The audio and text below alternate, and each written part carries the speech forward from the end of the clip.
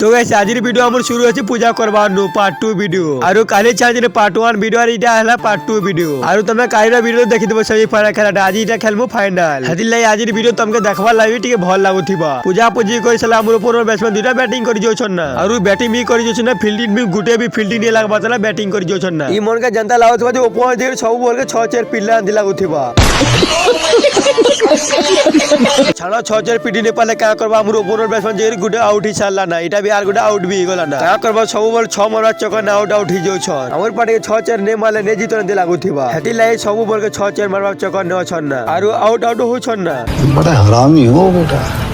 का करबो 6-4 ने माले आंदी कहबाय पड़बा ना और ई मन के कथा सुनबाय पड़बा खा 6-4 मन ने मारबा जे तो गाइस আমি তো ফাইনাল ম্যাচে 2 ওভারে খেললো যে মাত্র 8 রান খালি করি পারনু আর তুমি भी জানিস 2 ওভারে 8 রান করলে হারমোগে জিতমু যে कितने तेजस्वी लोग हैं हमारे पास,